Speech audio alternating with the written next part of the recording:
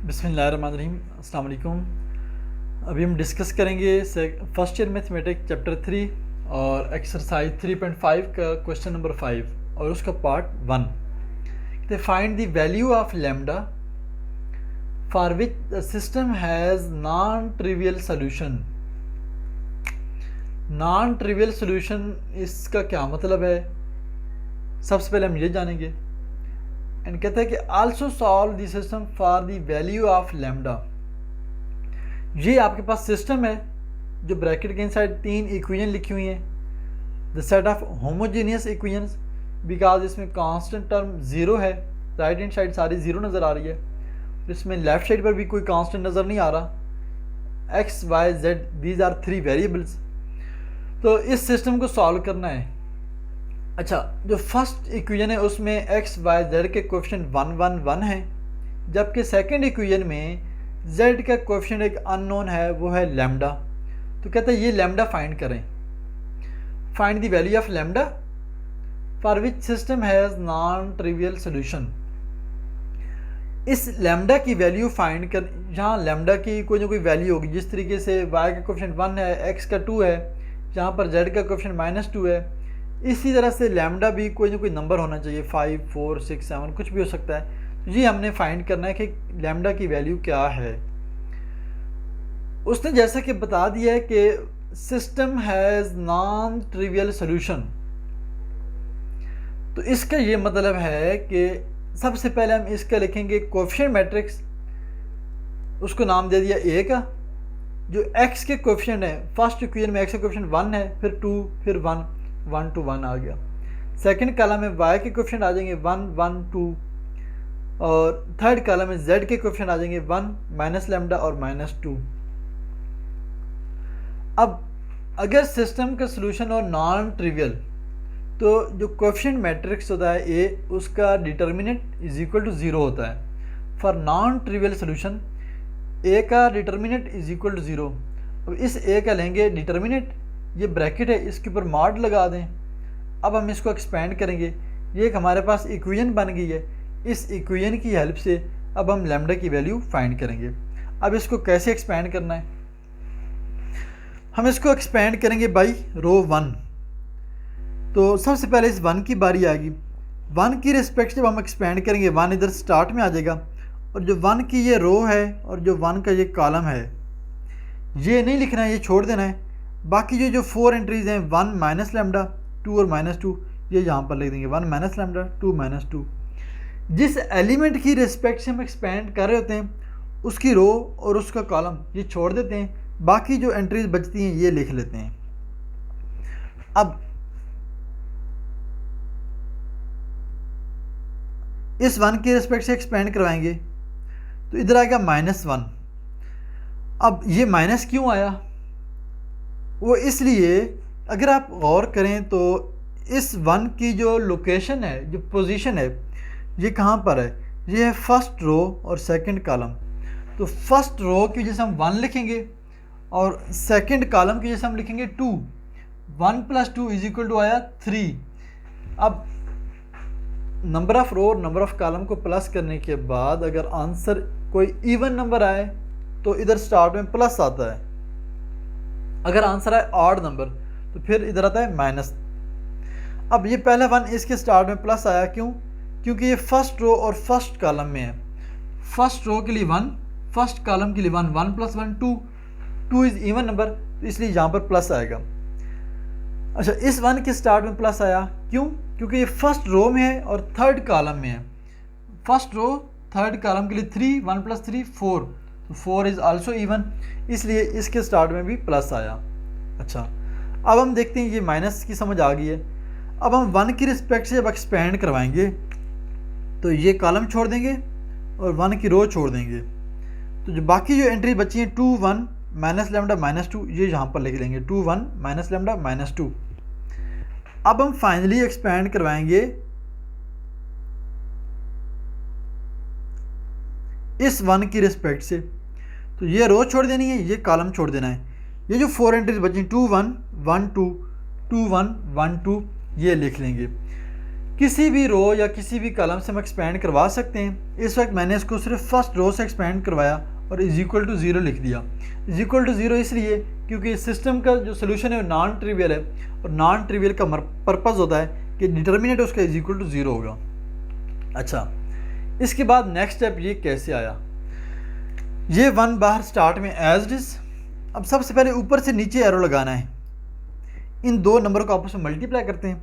1 into -2 आ जाएगा। आगे minus का साइन लगाते हैं फार्मूले के लिए माइनस, तो जब इधर माइनस आएगा, अच्छा फिर उसके बाद एरो नीचे से ऊपर, पहले एरो ऊपर से नीचे फिर नीचे से ऊपर, पहले इन दो को मल्टीप्लाई करते हैं फिर इन दो नंबर को मल्टीप्लाई करते हैं इस डायगोनल पर जो नंबर हैं 2 और माइनस लैम्डा को। तो ये आएगा answer 2 into minus lambda -2 lambda. तो -2 लैम्डा और एक माइनस फार्मूले का, तो माइनस माइनस प्लस हो जाएगा। याद रखें जब इन दोनों नंबर के साइन डिफरेंट हो, एक पॉजिटिव हो एक नेगेटिव हो, तो दरमियान में प्लस लगाते हैं। अगर दोनों पॉजिटिव हों या दोनों नेगेटिव हों तो फिर यहाँ पर माइनस साइन आएगा। अच्छा, उसके बाद ये -1 आ गया इधर, फिर 2 मल्टीप्लाई -2 तो -4। अच्छा, 1 और माइनस लैम्डा को मल्टीप्लाई करना है, तो इन दोनों में से ये नेगेटिव है ये पॉजिटिव, तो इधर प्लस का साइन आएगा, तो lambda into 1 lambda, -4 plus lambda आ गया। फाइनल अब इसकी बारी आ गई, +1, ये +1 आ गया। 2 टाइम 4, अब ये भी 1 दोनों पॉजिटिव हैं, दरमियान में माइनस का साइन आएगा। 1 इंटू 1 1, 4 - 1 इज इक्वल टू 0। अब हम ये ब्रैकेट हटाएंगे, ये बन जाएगा 1 से मल्टीप्लाई किया एज इट इज़, यही वापस आ जाएगा -2 + 2 लैम्डा। ओके, ये -1 into -4 +4, -1 into plus lambda minus lambda, आगे +1 इंटू 4 - 1 हो जाएगा 3, 3 इंटू 1 3 + 3 इज इक्वल टू 0। तो अब हम इसको calculate, 2 lambda minus lambda 1 lambda बन जाएगा। ओके, कैलकुलेट करेंगे तो लैम्डा का आंसर -5 आ गया। क्वेश्चन ये था find value of lambda. Lambda हमने फाइंड कर लिया, और लैम्डा कैसे फाइंड करना है उसने ये बता दिया था कि for which system has non trivial solution. यहाँ तक हमने क्वेश्चन सॉल्व कर लिया। अब वो ये कहता है also solve the system for the value of lambda. पहले लैम्डा की वैल्यू फाइंड करें, हमने कर ली। अब इस सिस्टम में लैम्डा की वैल्यू पुट करें और फिर उसको सॉल्व करें। तो अब इस लैम्डा की जगह पे हमने उस लैम्डा की वैल्यू -5 लगाई, ये माइनस और -5 + 5 बन जाएगा। ये सारा सेट ऑफ इक्वेशन हमने दोबारा से रीराइट कर दिया। अब ये क्वेश्चन नंबर 4 बन चुका है एक्सरसाइज 3.5 का। ये क्वेश्चन 5 है और क्वेश्चन 4 एग्जैक्टली ये इस तरह का क्वेश्चन है। अब ये होमोजीनियस सिस्टम है, तो होमोजीनियस सिस्टम यानी कि जिसकी राइट हैंड साइड सारी 0 0, इसमें कोएफिशिएंट मैट्रिक्स लिखेंगे वापस। ये 1 1 1, यहाँ पर माइनस लैम्डा आया था, अब इधर +5 आ जाएगा। लैम्डा की वैल्यू पुट कर दी, तो ये माइनस और ये वाला माइनस +5 बन जाएगा। ओके, अब इस सिस्टम को सॉल्व करने के लिए ये जो कोएफिशिएंट मैट्रिक्स है हम इसको कन्वर्ट करेंगे, रिड्यूस करेंगे एचिलॉन फॉर्म में। अब क्वेश्चन ये कि एचिलॉन फॉर्म क्या है। एचिलॉन फॉर्म किसी भी मैट्रिक्स की वो फॉर्म होती है कि जिसके डायगोनल एंट्रीज 1 1 1 हो और डायगोनल के नीचे सारे एलिमेंट 0 0 हों। यानी कि ये अगर कोई मैट्रिक्स है 1 2 3 4, इधर आ जाएगा जी 0 1 4 0 0 1, तो दिस इज व्हाट, डायगोनल पे सारे 1 1 1 है और नीचे सारे एंट्री 0 0 हैं। This is echelon form. यानी कि इसको एचिलॉन फॉर्म बनाने के लिए इधर 1 बनाना होगा और ये 2 2 और 1 इन सबको तीनों को 0 0 करना होगा। इसका तरीकाकार ये है। अच्छा, सबसे पहले एलिमेंट इधर ऑलरेडी 1 है, तो ये बहुत अच्छी बात है। अब हम इस 1 की हेल्प से इस 2 को 0 करेंगे और इस 1 को 0 करेंगे। ये पहली रो आपके पास R1 है, सेकेंड रो R2 है और थर्ड रो R3 है। अब हम R2 के इस 2 को 0 करेंगे इस R1 के 1 की हेल्प से। तो ये 2 0 कब हो सकता है? जब 2 - 2 हो तो आंसर 0 आता है। लेकिन अगर मैं R2 माइनस R1 कर दूं, यानी कि R2 के हर एलिमेंट को माइनस करें R1 के एलिमेंट के साथ, ये क्या होगा 2 माइनस 1, 1 माइनस 1, 5 माइनस 1। हमने इसको ज़ीरो बनाना है, ये बन जाएगा 2 माइनस 1, तो 1 आएगा। This is not is equal to 0। लेकिन अगर मैं इस 1 को 2 से मल्टीप्लाई कर दूं, तो फिर ये क्या हो जाएगा 2 माइनस 2 इज इक्वल टू 0 हो जाएगा। इसका मतलब है कि मैं पहले R1 को 2 से मल्टीप्लाई करूंगा, तो मेरा ऑपरेशन ये होगा R2 माइनस 2 टाइम R1। क्यों? क्योंकि ये 1 है, ये 2 है, इसको 2 से मल्टीप्लाई करें, दोनों इक्वल हो जाएंगे, फिर माइनस करें, आंसर 0 आ जाएगा। तो इस तरीके के साथ हम इसको 0 बना सकते हैं। अब ये ऑपरेशन लिख दिया R2 minus 2 R1। R1 as it is लिख देंगे, R1 को चेंज नहीं करना और यहाँ पर 2 से मल्टीप्लाई नहीं कर देना R1 को, वो जस्ट हम रफ वर्क में करेंगे और चेंजिंग R2 में आएंगी। अब R2 यहाँ से देख सकते हैं, यहाँ पर 2 था, इधर 0 आ गया, इधर 1 था, इधर माइनस 1 आ गया, इधर 5 था, इधर 3 आ गया। ये 0 माइनस 1 और 3 कैसे आया, ये मैं एक्सप्लेन कर देता हूँ। चूँकि ये ऑपरेशन है R2 माइनस 2 R1,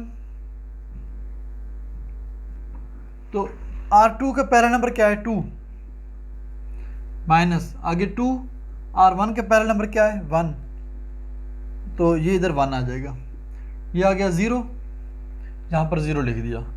अब क्वेश्चन ये कि ये माइनस 1 कैसे आया, तो अब इन दो को माइनस करेंगे। ये फार्मूला है आपका R2 माइनस 2 R1। R2 की जगह पर ये R2 का एलिमेंट लिखेंगे 1, माइनस आगे 2 है पहले, फिर मल्टीप्लाई भी R1 का एलिमेंट वो क्या है 1 है, 1 माइनस 2 माइनस 1 आएगा। ओके, अब ये 5 की जगह पर 3 कैसे आया, तो R2 का एलिमेंट क्या है 5, इधर 5 आएगा, माइनस ये 2 आएगा, और फिर R1 का एलिमेंट क्या है 1, यहाँ पर 1 आएगा, 5 माइनस 2 3 आएगा, यहाँ पर आ गया 3। हमने इस 1 के नीचे सेकेंड रो में सक्सेसफुली 0 बना लिया। अब इस 1 को 0 करना है और इस R1 की हेल्प से करना है, तो ये तो बहुत आसान है, पहले ही 1 है वो भी 1 है, तो R3 माइनस R1 कर देंगे हम। सेकेंड ऑपरेशन लगाएंगे हम R3 माइनस R1, तो 1 माइनस 1 0, इन दो को माइनस किया, 1 माइनस 1 0, फिर इन दो को माइनस करें, R3 माइनस R1 2 माइनस 1 1 आएगा, फिर माइनस 2 माइनस 1, तो माइनस 2 माइनस 1 माइनस 3 आ जाएगा। हाँ जी, अब सबसे पहली एंट्री 1 और उसके नीचे 2 0 बन चुके हैं सक्सेसफुली। अब हम नेक्स्ट इस एंट्री को 1 बनाएंगे, क्योंकि हमारा टारगेट है कि डायगोनल एलिमेंट को 1 होना चाहिए। अब ये माइनस 1 है, इसको प्लस 1 बनाना है, तो हम ये करेंगे, इसको माइनस 1 पे डिवाइड कर दें R2 को, ये बन जाएगा मेरे पास first row as it is 1 1 1, third row भी एज इट इज़ 0 1 माइनस 3, और इसके साइन चेंज कर दें, 0 का साइन 0 ही रहता है, माइनस 1 प्लस 1 बन जाएगा, 3 माइनस 3 बन जाएगा। मैंने क्या किया है, माइनस 1 से मल्टीप्लाई कर दिया R2 को, ये हम काम कर सकते हैं। अब इस 1 के नीचे इस 1 को 0 बनाना है, तो ये फर्स्ट रो एज इज और सेकेंड रो भी as is 0 1 minus 3, because change इसमें आएगा R3 में आएगा। तो इस 1 को 0 करने के लिए R3 माइनस R2 करना होगा। अब चूँकि हम इस 1 की रिस्पेक्ट से कर रहे हैं और ये 1 आपका सेकेंड रो R2 में एग्जिस्ट कर रहा है, तो अब हम R3 माइनस R2 करेंगे। अब एक है 0 माइनस 0 0, 1 माइनस 1 0, माइनस 3 और माइनस आगे फिर माइनस 3 है, माइनस और माइनस प्लस 3 जाएगा, minus 3 plus 3 this is also 0। याद रहे जब होमोजीनियस सिस्टम होगा तो उसमें जो लास्ट रो है ये सारी की सारी क्या हो जाएगी 0 0 0 हो जाएगी। ओके, अब हम क्या करेंगे इसके बाद, अब आपके पास सिर्फ इसका रैंक 2 बच गया, 2 इक्वेशन बच गई हैं, तीसरी इक्वेशन 0 0 हो गई है। तो अब हम सबसे पहले सेकंड इक्वेशन लिखेंगे। ये है x का कोएफिशिएंट, ये y का, ये z का, क्योंकि ये कोएफिशिएंट मैट्रिक्स था x y z। ये आ जाएगा आपके पास 0x plus 1y minus 3z और इज इक्वल टू, इसकी राइट हैंड साइड देखें 0 0 है तो हम इधर 0 पुट करेंगे। तो ये 0x है, इसको लिखने की ज़रूरत भी नहीं है। आपके पास ये एक इक्वेशन आ गई। फिर ये 1x plus 1y plus 1z is equal to 0, क्योंकि इसकी राइट हैंड साइड भी क्या है, 0 है। नंबर 2 इक्वेशन आ गई। अच्छा जी, कहते हैं also solve the system for value of lambda. System solve करना है, यानी कि इस सिस्टम को सॉल्व करना था लैम्डा की वैल्यू पुट करने के बाद। ये सॉल्व करने का मतलब ये है कि हमने x, y और z इनकी आंसर फाइंड करने हैं। अब x, y, z 3 वेरिएबल हैं और मेरे पास नंबर ऑफ़ इक्वेशन सिर्फ 2 बची हैं। जितनी चीज़ें फाइंड करनी हो उसके लिए उतनी इक्वेशन का होना ज़रूरी है। अगर 2 फाइंड करने हो तो 2 इक्वेशन हो, अगर 2 अननोन हो तो नंबर ऑफ़ इक्वेशन 2 हो, और अगर 3 अननोन हो तो नंबर ऑफ़ इक्वेशन भी 3 होनी चाहिए। लेकिन जहाँ पर अननोन 3 हैं x, y, z और इक्वेशन 2 हैं, तो अब मैं ये करूँगा z को हम कोई लेट कर लेंगे, सपोज कर लेंगे t के इक्वल या u या v, इस तरह से कोई इसको नाम दे देंगे। हम लेट कर लेंगे अपने पास से कि z का जो आंसर है, सोल्यूशन है, वो t है। अब इस z की वैल्यू हम पुट करेंगे इक्वेशन 1 में, तो y का आंसर आ जाएगा। तो 1 implies y minus 3z, z की जगह पर t पुट कर दें इज इक्वल टू 0, तो y is equal to 3t। ये y का आंसर आ गया in the form of t। ये z का आंसर आ गया जो हमने खुद सपोज किया, ये y का आंसर आ गया। अब ये z और y का आंसर इक्वेशन नंबर 2 में पुट कर दें तो x का आंसर आ जाएगा। 2 इम्प्लाइज x प्लस y का आंसर है 3t प्लस z का आंसर है 1t is equal to 0, 3t और 1t 4t, तो x is equal to 4t उधर जाके माइनस 4t हो जाएगा। ये हमारे पास फाइनल आंसर आ गया, x का माइनस 4t, y का 3t, z का t। फिर मैं बता दूं कि उस क्वेश्चन की डिमांड ये थी कि फाइंड वैल्यू ऑफ लैम्डा। सबसे पहले इसमें लैम्डा की वैल्यू फाइंड करें। उसके लिए उसने बताया कि सिस्टम का सोल्यूशन जो है वो नॉन ट्रिवियल है, यानी कि डिटर्मिनेंट को 0 पुट करें और इसको एक्सपेंड करें तो लैम्डा का आंसर -5 आ गया। फिर कहते हैं also solve the system for the value of lambda, यानी कि सिस्टम के अंदर लैम्डा की वैल्यू वापस पुट करें और फिर सिस्टम को सॉल्व करें कि x, y, z का आंसर फाइंड करें। तो ये एग्जैक्टली क्वेश्चन नंबर 4 का पार्ट 1 बन चुका है। हमने इसका क्वेश्चन मैट्रिक्स लिखा, इसको एचलन फॉर्म में कन्वर्ट किया और यहाँ से 2 इक्वेशन लिखी। 2 इक्वेशन लिखने के बाद हमने z को सपोज कर लिया कि वो कोई नंबर t है। फिर z की वैल्यू इक्वेशन नंबर 1 में पुट की, वहाँ से y का आंसर आ गया। फिर ये y और z इन दोनों के आंसर इक्वेशन नंबर 2 में पुट किए तो यहाँ से x का आंसर आ गया। These are the final answer x, y, z की ये 3 रिक्वायर्ड आंसर्स हैं।